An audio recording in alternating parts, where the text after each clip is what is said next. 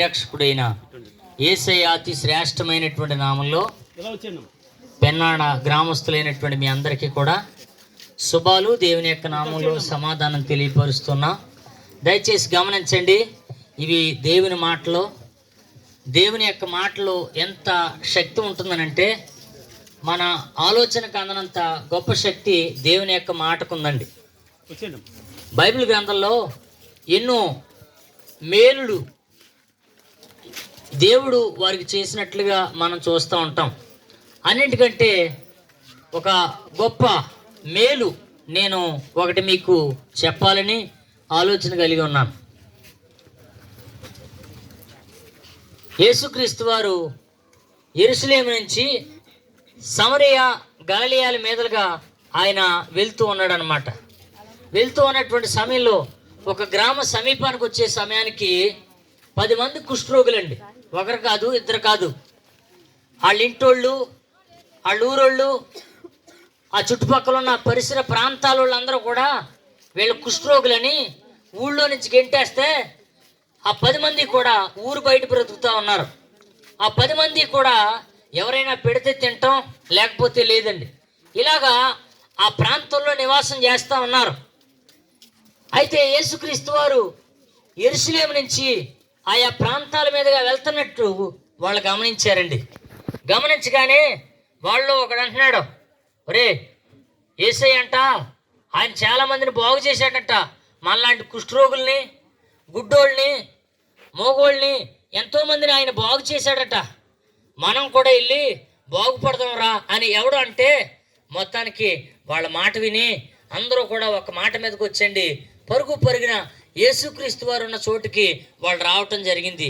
వచ్చి అంటున్నారు, అయ్యా మమ్మల్ని బాగు చేయవయ్యా అని అడిగితే, యేసుక్రీస్తు అండి ఆయన వద్దకు వచ్చేవారిని ఎవరిని కూడా ఆయన త్రోసివేసేవాడు కాదు. అందరి పట్ల ఆయన తన ప్రేమను చూపించేటువంటి వాడు. అందుకనే వాళ్ళ మీద జాలిపడి ఒక గొప్ప మాట అన్నాడండి. అందుకని ఇందాక చెప్పాను కదా, దేవుని మాటకున్న శక్తి చాలా గొప్పదండి. మనం అనుకుంటాం దేవుని యొక్క మాట ఏదో సాధారణంగా ఉంటుంది అనుకుంటాం. దేవుని యొక్క మాట అంట చూడండి, దేవదారు వృక్షాలనంట వంచేంత శక్తి కలదంట. అంటే అత్యంత భూమి మీద అత్యంత బలమైనటువంటి చెట్టు ఒకటి ఉంది, దాని పేరే దేవదారు వృక్షం అని అంటారు. చూడండి, అలాంటి వృక్షాన్ని కూడా దేవుని యొక్క మాట ఒక్క మాట చేత అది వంచేస్తుందంట. అంత శక్తి ఉన్నది దేవుని మాటకి.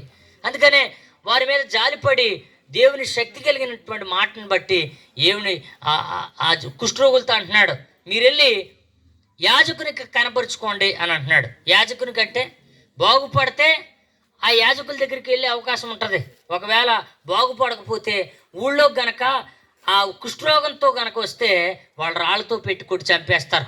కానీ వాళ్ళండి ఆ మాట నమ్మేలిపోయారు.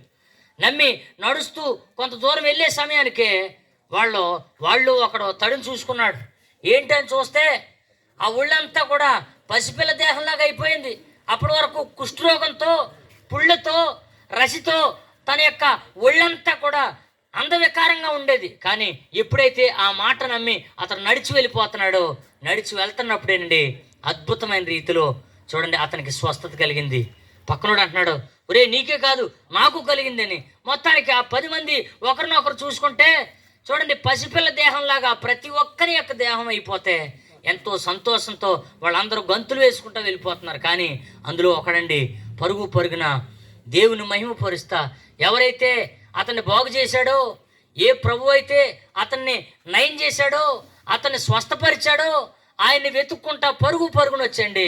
మొత్తానికి యేసు ప్రభు వారి యొక్క పాదాల మీద పడిపోయి, అయ్యా నేను బాగుపడ్డాను, అయ్యా నేను స్వస్థపరచబడ్డాను, ఎంత మేలు చేసావయ్యా అని దేవుణ్ణి అడుగుతూ ఉంటుంటే అప్పుడు చూడండి అక్కడ ఉన్నటువంటి ఆ యేసుక్రీస్తు వారు ఒక మాట అంటున్నారు, నువ్వేనా బాగుపడతా, ఆ 10 మందిలో నువ్వు అక్కడవేనా, ఇంకా ఆ 9 మంది ఎక్కడున్నారు అని అనగానండి మొత్తానికి వాళ్ళు రాలేదు. కానీ ఈడు మాత్రం ఎంతో సంతోషంతో అక్కడి నుంచి తిరిగి వెళ్ళిపోయాడు. ఎందుకు ఈ మాటలు చెప్తున్నావునంటే, ఎంతోమంది ఆయా రోగాల చేత, ఆయా బాధల చేత, అప్పుల చేత, ఆయా రకాలైనటువంటి ఇబ్బందుల చేత కుటుంబంలో అందరూ తోసేస్తూ ఉంటుంటే, లేకపోతే కుటుంబంలో ఎవరో లెక్క చేయకపోతుంటే ఊరోళ్ళే లెక్క చేయకపోతుంటే చాలాసార్లు ఆ కుష్ఠరోగులకు పట్టినటువంటి ఆ స్థితి చాలా మందికి పట్టండి. ఎంతోమంది చూడండి బ్రతుకు మీద వేసారి ఆత్మహత్యలకి, ఆయా విధాలైనటువంటి చూడండి ఆ పొరపాట్లకి దారి తీస్తూ ఉందండి. అలాంటి వారిని ఆదరించడానికి యేసుక్రీస్తు వారి లోకానికి వచ్చాడు. అలాంటి వారిని బాగు చేయటమే కాకుండా అలాంటి వారిని వాటి నుంచి విడిపించి మోక్షానికి నడిపించడానికి ఆయన సిద్ధంగా ఉన్నాడు. ఆ మాటలు తెలియజేయడానికే మీ మధ్యలోనికి మేము వచ్చాం. దేవుడి మాటలు దీవించును గాక. ప్రార్థన చేసుకుందాం. స్తోత్రం నాయన మహోన్నతుడా, గనుడా గౌనమైన వాడ, నీకే స్తుతులు వందనాలు ప్రభువా. ఈ పెన్నాడు గ్రామాన్ని ప్రేమించి తండ్రి నాయన నీ గొప్ప సువార్త నాయన ఇక్కడ ప్రకటించడానికి నువ్వు కృప చూపించిన దేవుడు నువ్వు, నీకే స్తోత్రాలు తండ్రి. ఇది మరి ప్రభువా 10 మంది కుష్ఠరోగులు ఎలాగ స్వస్థతను పొందారు నాయన ప్రభువా నువ్వు వివరించి ఉన్నావు తండ్రి. అవును ప్రభువా, నీ మాట తండ్రి నాయన కుష్ఠరోగులు సైతం కూడా స్వస్థత నొందినట్లుగా చేసేది నీ మాట కానీ, దేవదారు చెట్టును కూడా ఉంచేది నీ మాట కానీ ప్రభువాని నువ్వు సెలవిచ్చున్నావు. ఈ మాటలు ప్రభు విన్నవారందరూ కూడా ప్రభు హృదయంలో నాయన ప్రభు ముద్రించండి ప్రభు. అవును ప్రభు, నిజదేవుడు నీవని తండ్రి, నేను నీ మాట వల్ల ప్రభు తండ్రి కుటుంబాలు కట్టబడదు అని, కుటుంబాలు అసమాధానం శాంతి సమాధానం పొందుకోవాలంటే ప్రభా నిన్ను తెలుసుకొని నాయన ప్రభా నిన్ను ఎవరైతే అంగీకరిస్తారో వారు తండ్రి నాయన కుష్ఠరోగులైతే తండ్రి ఆ తండ్రి ప్రభు ఎలాగైతే స్వస్థపరచబడ్డారో నాయన ఆత్మీయ స్వస్థత కలిగి తండ్రి వారు జీవించినట్లుగా నీ గొప్ప కార్యాలు నీ బిడ్డలైన వారు అందరికీ తండ్రి దయచేయమని వేడుచున్నాను తండ్రి. వందనాలు ప్రభా.